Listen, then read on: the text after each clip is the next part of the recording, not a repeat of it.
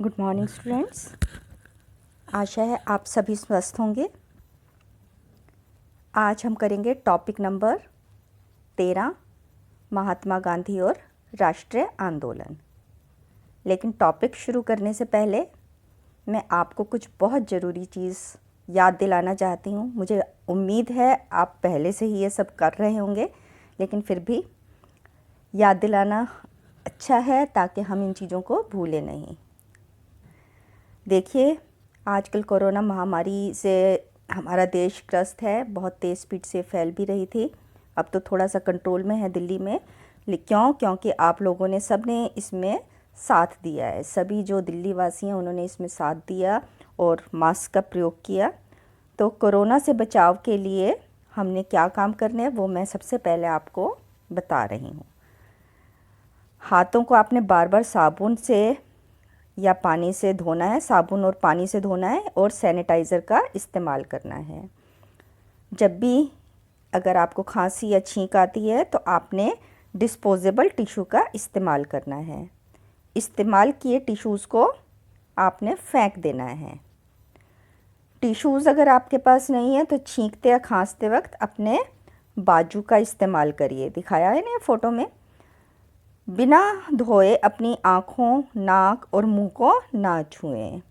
सबसे पहले आपने हाथ धोना है और उसके बाद ही आपने अपनी आँख, नाक या मुंह को छूना है। और जो बीमार हैं उनके संपर्क में ना आए, यही कोशिश करें कि आप उनके संपर्क में ना आए, क्योंकि ये बीमारी एक से दूसरे को बहुत तीव्र गति से फैलती है। तो चलिए बच्चों, अब हाँ आ जाते हैं हम अपने टॉपिक पे। जैसा कि आपको पता है, हमारे टॉपिक का नाम है महात्मा गांधी और राष्ट्रीय आंदोलन। देखिए, महात्मा गांधी एक ऐसी हस्ती हैं जिसके बारे में 37 और कोई भी ऐसा नहीं होगा जो महात्मा गांधी के बारे में ना जानता हो। ये भी आपको पता है कि हम उन्हें बापू भी कहते हैं, ठीक है ना। तो ये हमारा टॉपिक जो है महात्मा गांधी के बारे में है कि किस तरीके से महात्मा गांधी ने राष्ट्रीय आंदोलन में, भारत की आज़ादी की लड़ाई में अपना योगदान दिया। इसमें मेनली हमने सविनय आंदोलन जो है, सविनय अवज्ञा आंदोलन जो है, इसको पढ़ना है और उसके आगे के बारे में हम पढ़ेंगे। आपको पता है जो महात्मा गांधी थे वो एक वकील थे। उन्होंने अपनी पढ़ाई जो थी कहाँ पे जाके पूरी की थी? साउथ अफ्रीका में। तो साउथ अफ्रीका में वो 22 साल रहे थे। 1893 में वो साउथ अफ्रीका गए थे और 9 जनवरी 1915 को वो भारत वापस आए थे। साउथ अफ्रीका में रह के उन्होंने बहुत कुछ काम किए थे, जिसकी वजह से लोग जो थे साउथ अफ्रीका में उनको जानने लगे थे और कुछ कुछ उनकी बातें इंडिया में भी पहुंच गई थी और इसी वजह से इंडिया में भी लोग उनको जानते थे, ठीक है। 2 दशक तक विदेश में रहे। 2 दशक का मतलब इसमें लिखा है 20 साल तक विदेश में रहे, वैसे 22 साल रहे वो।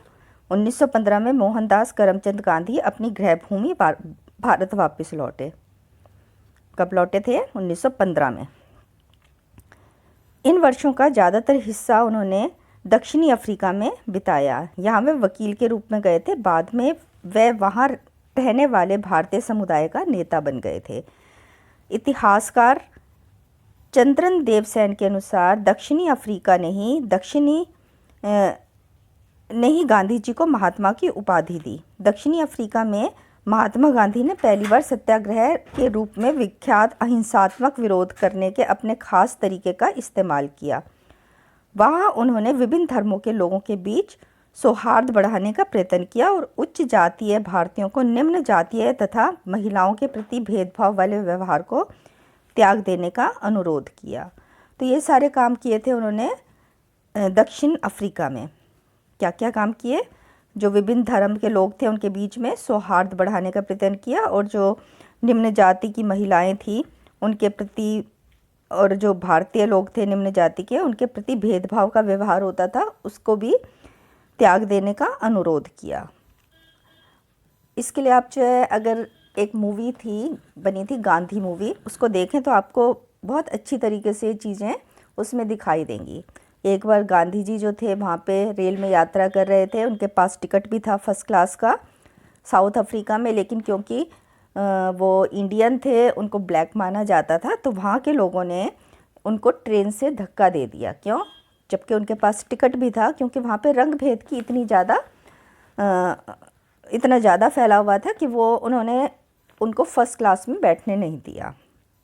तभी से गांधी जी के मन में वहाँ पे इस भेदभाव को ख़त्म करने का विचार आया और उन्होंने वहाँ पे बहुत काम किया और वहाँ पे वो इस अपने इन्हीं कार्यों की वजह से बहुत ही प्रसिद्ध हुए और उनकी प्रसिद्धि इंडिया तक भी आई और 1915 में वो भारत वापस आए। जब वो गए थे कब गए थे, मैंने अभी आपको बताया 1893 में।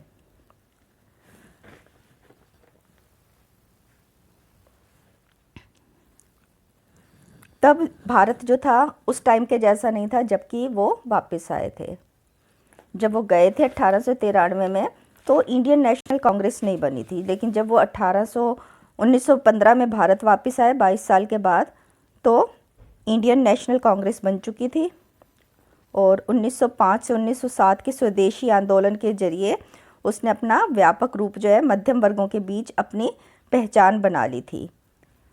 और इस आंदोलन के परिणाम स्वरूप जो 1905 से 1907 के बीच में हुआ था, कुछ प्रमुख नेता भी भारत में उभर के आए थे, जैसे महाराष्ट्र में बाल गंगाधर तिलक थे, बंगाल के विपिन चंद्र पाल थे और पंजाब के लाला लाजपत राय थे। ठीक है, इन तीनों को क्या कहते हैं? लाल बाल पाल। इन तीनों का ये जोड़ उनके संघर्ष के अखिल भारतीय चरित्र की सूचना देता है, क्योंकि तीनों मूल निवासी एक दूसरे से काफ़ी दूर थे। तो ये तीनों जो थे बहुत बड़े नेता थे उस टाइम पे, सब गरम दल के थे और आपस में बहुत दूर थे, लेकिन फिर भी इन तीनों का नाम जो था एक साथ लिया जाता था। कौन? लाल बाल पाल। लाल से कौन हुए?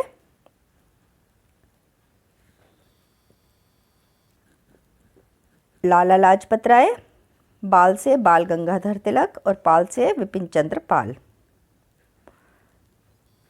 अच्छा, एक तरफ तो ये गरम दल के नेता थे, तो दूसरी तरफ जो थे कुछ उदारवादी नेता भी थे। जो गांधी जी थे वो उदारवादी या नरम दल के नेता थे। ठीक है, उन्होंने कभी भी मार पिटाई या इस तरह की बातों पे विश्वास नहीं किया। वो हमेशा अहिंसा पे जोर देते थे और इसीलिए वो क्या थे? उदारवादी नेता थे। तो उस टाइम पे और उदारवादी नेता थे गोपाल कृष्ण गोखले और मोहम्मद अली जिन्ना। तो जब गांधी जी आए तो वो इन दोनों से मिले। वो दोनों भी गांधी जी की तरह कौन से मूल के थे? गुजराती मूल के थे और उन्होंने भी लंदन में प्रशिक्षण लिया था, वकील थे दोनों। गोखले ने गांधी जी को क्या सलाह दी? उन्होंने ये सलाह दी कि यहाँ वे अब आए हैं तो कम से कम 1 साल भारत की स्थिति का मुआयना करें, सब जगह घूमें, देखें भारत में क्या चल रहा है, क्योंकि उन्हें भारत को छोड़े हुए बहुत टाइम हो गया था। तो इसलिए जो गोपाल कृष्ण गोखले थे उन्होंने कहा कि तुम 1 साल अभी पॉलिटिक्स में नहीं आओ, कुछ काम नहीं करो, पहले तुम ऑब्ज़र्व करो, देखो कि भारत में क्या चल रहा है। ठीक है, तो 1 साल जो था 1915 से में आने के बाद गांधी जी ने कुछ नहीं किया था। अब आ जाता है 1916। ये सबसे पहला साल था जब इंडिया में आके गांधी जी ने एक समारोह अटेंड किया था, बनारस हिंदू यूनिवर्सिटी के उद्घाटन का। इस समारोह के बाद से ही लोगों ने उनको जानना शुरू किया था इंडिया में। उससे पहले इंडिया में लोग उनको नहीं जानते थे। साउथ अफ्रीका के लोग तो जानते थे, क्योंकि वो 20-22 साल वहाँ पे रहे थे और उन्होंने वहाँ पे बहुत कुछ किया था, लेकिन इंडिया में अभी तक जो है लोग उनको जानना शुरू नहीं हुए थे। तो 1915 में आने के बाद 1 साल तक उन्होंने सिर्फ भारत में देखा कि भारत में क्या स्थिति है। और उनको यहाँ पे आके कौन मिले थे? गोपाल कृष्ण गोखले और मोहम्मद अली जिन्ना। अच्छा, अब उनको बनारस हिंदू विश्वविद्यालय के उद्घाटन में बुलाया क्यों गया था? वहाँ पे सभी बड़े बड़े नेताओं को बुलाया गया था, लेकिन गांधी जी को इसलिए बुलाया गया था क्योंकि उन्होंने अफ्रीका में जो काम किए थे उस वो यहाँ पे भी जाने जाते थे। तो उन्हीं के जो दक्षिणी अफ्रीका में किए गए कार्य थे, उन्हीं के आधार पर उनको यहाँ पे आमंत्रित किया गया था।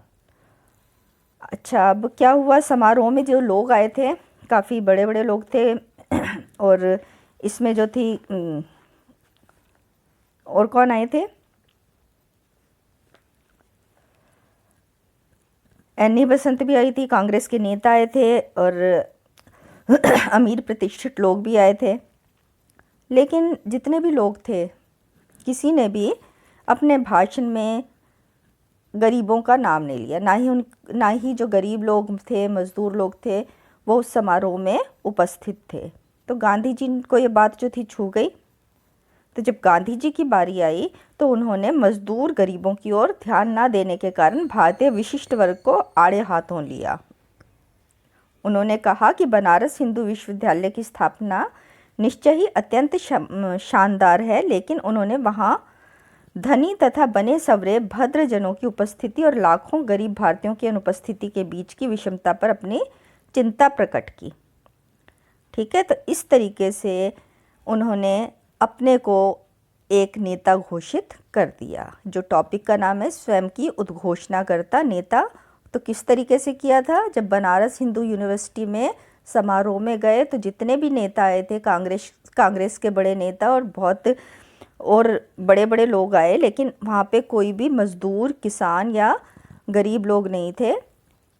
उन्होंने जब और ना ही उनके बारे में कोई किसी ने कुछ बोला था।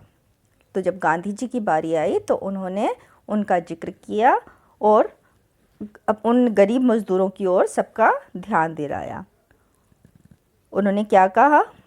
भारत के लिए मुक्ति तब तक संभव नहीं है जब तक कि आप अपने को इन अलंकरणों से मुक्त ना कर लें।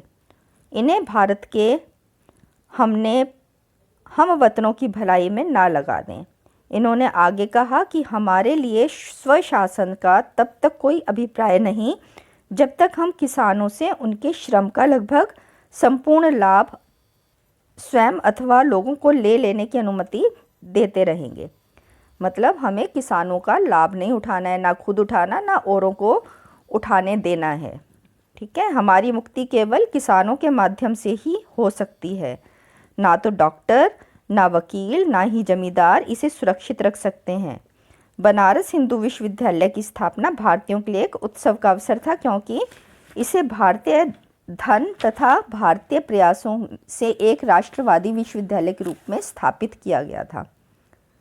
लेकिन गांधी जी ने अन्य सज्जनों की तरह स्वयं को बधाई नहीं दी, बल्कि लोगों को उन किसानों और कामगारों की याद करने के लिए कहा जो भारतीय जनसंख्या के अधिसंख्यक हिस्से का निर्माण करने के बावजूद वहाँ श्रोताओं में अनुपस्थित थे।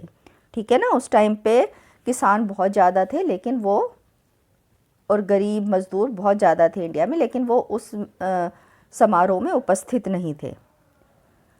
तो हम एक तरह से कह सकते हैं कि फरवरी 1916 में जो बनारस में गांधी जी ने भाषण दिया था, उससे उन्होंने अपने को भारत में गरीबों का एक नेता घोषित कर दिया था। ठीक है, ये क्वेश्चन आता है कि गांधी जी ने किस प्रकार स्वयं को एक नेता घोषित किया।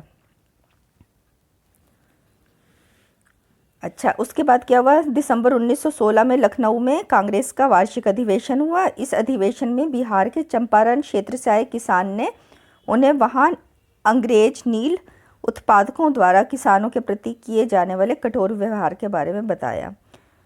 चंपारण से जो किसान आए थे, उन्होंने लखनऊ अधिवेशन जब हुआ था कांग्रेस का, उसमें गांधी जी को वहाँ पे जो किसानों के साथ गलत व्यवहार होता था, उन्हें नील नहीं उगाने दिया जाता था, उसके बारे में बताया। अब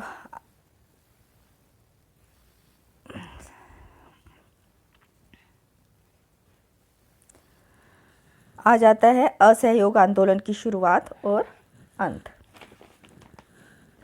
देखिए, भारत में आने के बाद तीन जो थे, गांधी जी ने बहुत शुरू में 1917-18 में 3 आंदोलन किए, जिसके कारण जितने भी गरीब लोग थे, जितने किसान थे, मज़दूर थे, वो उनको जानने लगे। उससे पहले सबसे पहले तो उन्होंने बनारस हिंदू यूनिवर्सिटी में भाषण दिया था। उसके बाद 1917 में चंपारण में नील उत्पादक किसानों की उन्होंने मदद की। 1918 में खेड़ा में फसल चौपट होने पर उन्होंने लगान माफ़ करवाया।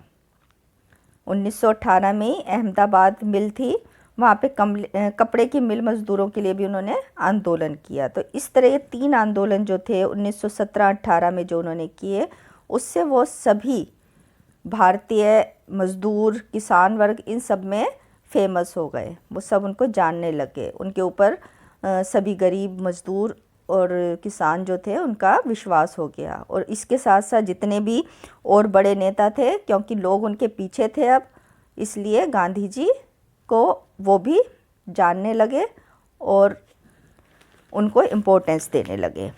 अब देखो, आपको पता 1914 से 1918 में फर्स्ट वर्ल्ड वार हुई थी, ठीक है। अब अंग्रेज भी जानते थे कि जो भारतीय हैं, जो इंडियंस हैं, वो गांधी जी की बात को मानते हैं। तो इसलिए वो चाहते थे कि भारतीय लोग जो है, इंडियन लोग, उनका साथ दें फर्स्ट वर्ल्ड वार में। तो इसके लिए उन्होंने गांधी जी को बुलाया, उनसे बातचीत की और गांधी जी को कहा कि अगर वो जीत जाते हैं तो वो भारतीयों के लिए कुछ अच्छा करेंगे। गांधी जी की बात सब मानते थे, गांधी जी ने उनकी बात मान ली। सभी लोग जो थे अब गांधी जी के कहने पे फर्स्ट वर्ल्ड वार में ईस्ट इंडिया कंपनी के साथ हो गए, उनका साथ दिया ब्रिटेन का। लेकिन क्या हुआ, जब वर्ल्ड वार ख़त्म हुई तो ब्रिटिश लोगों ने या ईस्ट इंडिया कंपनी ने कुछ अच्छा करने की जगह क्या दिया इंडियंस को, रॉलेट एक्ट। 10 मार्च 1919 में सिडनी रॉलेट थे उस टाइम पे, उन्होंने रॉलेट एक्ट लगा दिया। और इस एक्ट में क्या था कि ब्रिटिश सरकार के खिलाफ अगर कोई षड्यंत्र करता है तो उसे सज़ा दी जाएगी और सीधा जेल भेज दिया जाएगा। इकट्ठा होने की अनुमति नहीं थी, कोई इकट्ठे नहीं हो सकते थे। आंदोलन, हड़ताल, बंद सब हुए इसके खिलाफ, बहुत सारे लोग गिरफ्तार भी हुए। तो इसी के बाद 1919 में क्या हुआ, रॉलेट एक्ट के विरोध में ये सैफुद्दीन और डॉक्टर सत्यपाल जो है कुछ बोल रहे थे, उनको जेल में डाल दिया गया। अमृतसर में जलियांवाला बाग में इसके अगेंस्ट, क्योंकि ये दोनों बहुत ही पॉपुलर नेता थे, कौन, सैफुद्दीन और सत्यपाल, और जिनको जेल में डाल दिया गया था। तो लोग जो थे जलियांवाला बाग में जो थे, तब इनका मेला लगा था, वहाँ पे एक सभा कर रहे थे। ऐसे में क्या हुआ, क्योंकि बहुत सारे लोग इकट्ठे हो गए थे और रॉलेट एक्ट के अनुसार बहुत सारे लोगों का इकट्ठे होने के लिए मना कर रखा था। तो उस टाइम पे थे जनरल डायर, ठीक है, ब्रिगेडियर जनरल थे वो डायर। उन्होंने क्या किया, जलियांवाला बाग में गोलियां चलवा दी। वो बाग ऐसा था कि उसमें चारों तरफ दीवार थी, खाली एक ही गेट था, एक कुआं था और चारों तरफ बड़ी बड़ी दीवारें थी। तो लोग जो थे वहाँ से निकल भी नहीं पाए। जो गेट था वहाँ पे वो जो ब्रिटिश लोग थे, ब्रिटिश सेना थी, वो उसको वहाँ खड़ा कर दिया और वहाँ से लगातार गोलियाँ दागी गई और जितने लोग थे वहाँ पे मारे गए। बस एक बच्चा बचा था, बाकी सब जो थे या तो मारे गए, नहीं तो उन्होंने कूद के वो जो कुआं था अब बचने के लिए उसमें कूद गए। तो इसमें बहुत ज़्यादा लोग जो थे मारे गए और इससे जो था गांधी जी बहुत परेशान हुए और उन्होंने क्या स्टार्ट कर दिया, 1920 में 1 अगस्त 1920 को असहयोग आंदोलन की शुरुआत कर दी। ठीक है, असहयोग आंदोलन में क्या था, उन्होंने लोगों से अपील की कि वो अंग्रेज़ों का साथ देना बंद कर दें, सारे कॉलेज, स्कूल, न्यायालय ये सब बंद कर दिए जाए, कोई वहाँ पे ना जाए, जो कर है वो ना चुकाएं और इस तरीके से वो अपना विरोध प्रकट करें। उन्होंने कहा कि अगर इस तरीके से करेंगे तो जल्दी ही हम सब इनके गिरफ्त से आज़ाद हो जाएंगे। 1921 में 396 हड़ताल हुई और 6 लाख श्रमिक शामिल हुए। 70 लाख कार्य दिवस का नुकसान हुआ। देखो इसमें कितने सारे लोग जो थे शामिल हुए थे, 6 लाख श्रमिक, और कितने कार्य दिवस का नुकसान हुआ, 70 लाख। ठीक है, मतलब इतने लोग जो थे वो काम पे नहीं गए। अच्छा, इसी टाइम पे एक आंदोलन चल रहा था, खिलाफत आंदोलन। ठीक है, तो गांधी जी ने सोचा कि खाली हिंदू ही नहीं, मुस्लिम भी इसमें पूर्ण रूप से शामिल हो जाएं इस आंदोलन में। तो उन्होंने खिलाफत आंदोलन के साथ भी हाथ मिला लिया। यह आंदोलन क्या था कि जो तुर्की का सुल्तान था वो खलीफा को उसने हटा दिया था उसका नियंत्रण, तो वो चाहते थे कि खलीफा का नियंत्रण बना रहे, तो इसीलिए ये खिलाफत आंदोलन चल रहा था। तो गांधी जी ने उनके साथ भी हाथ मिला लिया। तो इस तरीके से असहयोग आंदोलन जो था वो खिलाफत आंदोलन के साथ मिल गया। अब ये आंदोलन जो था बहुत तेज़ स्पीड से चल रहा था, बल्कि जो अंग्रेज़ थे वो परेशान हो गए थे। 1857 के बाद ये पहला आंदोलन था, जबकि अंग्रेज़ों को सच में लगा था कि उनकी सत्ता जो है पलट जाएगी। लेकिन तभी क्या हुआ, फरवरी 1922 में गांधी जी ने तो कहा था कि जो ये आंदोलन है बिल्कुल ही कैसे होगा, अहिंसा से होगा। ठीक है, कोई हिंसा नहीं होनी चाहिए। 1922 में क्या हुआ, चौरी चौरा हत्याकांड। ये था अमृतसर में। ये जो थी चौरी चौरा नामक जगह थी, अमृतसर में नहीं थी। अमृतसर में तो क्या था, जलियांवाला बाग था। तो चौरी चौरा जो जगह थी वहाँ पे पुलिस स्टेशन में जो आंदोलनकारी थे इन्होंने आग लगा दी, जिसमें बहुत सारे पुलिस वाले मारे गए। अब इस चीज़ से परेशान होके या इस चीज़ से गुस्से होके गांधी जी ने असहयोग आंदोलन वापस ले लिया। ठीक है, अब ये देखो फोटो भी दिखा रखा है यहाँ पे असहयोग आंदोलन का। विदेशी वस्त्रों को इकट्ठा किया जा रहा था ताकि उनको जितने विदेशी वस्त्र थे उन्हें भी जला दिया गया था। तो ये फ़ोटो है, आपने सब फ़ोटो को भी बड़े ध्यान से देखना है। आपको पता है कि आजकल एग्ज़ाम में फ़ोटो भी देख के दिखा के पूछा जाता है कि किस चीज़ का फ़ोटो है। ठीक है, तो अब क्या हुआ, चौरी चौरा हत्याकांड के बाद जो फरवरी 1922 में हुआ था, गांधी जी ने असहयोग आंदोलन वापस ले लिया, क्योंकि उन्होंने कहा था कि हम जो आंदोलन करेंगे वो अहिंसा से होगा, उसमें कोई हिंसा नहीं होगी। लेकिन यहाँ पे जो भारतीय थे उन्होंने किसमें पुलिस स्टेशन में आग लगा दी थी, जिससे कि कई पुलिस वाले मारे गए थे। असहयोग आंदोलन के दौरान जो था, हजारों लोगों को जेल में डाल दिया गया। गांधी जी को भी जेल में डाल दिया गया। कब डाला गया था, मार्च 1922 में। और गांधी जी को 6 साल की सज़ा सुना दी गई। जो जज थे उनका नाम था ब्रूमफील्ड। देखिए उन्होंने क्या कहा, ये काफ़ी इम्पोर्टेंट लाइन है। असहयोग आंदोलन के दौरान हजारों भारतीयों को गिरफ्तार कर जेल में डाल दिया गया। स्वयं गांधी जी को मार्च 1922 में राजद्रोह के आरोप में गिरफ्तार कर लिया गया। उन पर जांच की कार्यवाही की अध्यक्षता करने वाले जस्टिस C.N. ब्रूमफील्ड ने उन्हें सज़ा सुनाते समय एक महत्वपूर्ण टिप्पणी की। क्या कहा था उस जज जो थे ब्रूमफील्ड, जज ने कहा, इस तथ्य को नकारना असंभव होगा कि मैंने आज तक जिनकी जांच की है अथवा करूंगा, आप उनसे भिन्न श्रेणी के हैं। इस तथ्य को नकारना असंभव होगा कि आपके लाखों देशवासियों की दृष्टि में आप एक महान देशभक्त नेता हैं। यहाँ तक कि राजनीति में जो लोग आपसे भिन्न मत रखते हैं वह भी आपको उच्च आदर्शों और पवित्र जीवन वाले व्यक्ति के रूप में देखते हैं। चूँकि गांधी जी ने कानून की अवहेलना की थी, अतः न्यायपीठ के लिए गांधी जी को 6 वर्षों की जेल की सज़ा सुनाया जाना आवश्यक था। लेकिन जज ब्रूमफील्ड ने कहा कि यदि भारत में घट रही घटनाओं की वजह से सरकार के लिए सज़ा के इन वर्षों में कमी और आपको मुक्त करना संभव हुआ तो इससे मुझसे ज़्यादा कोई प्रसन्न नहीं होगा।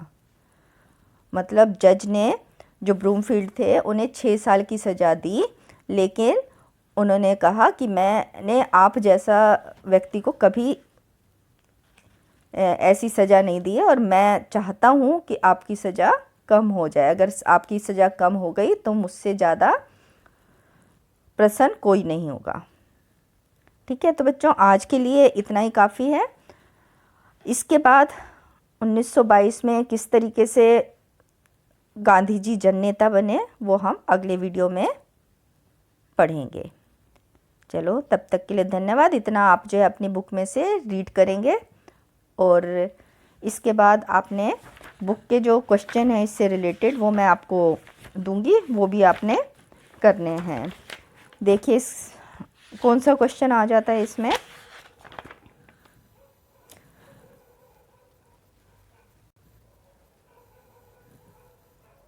आपको बाहर से देना पड़ेगा, किताब में इससे रिलेटेड भी कोई क्वेश्चन नहीं है। चलो बच्चों धन्यवाद।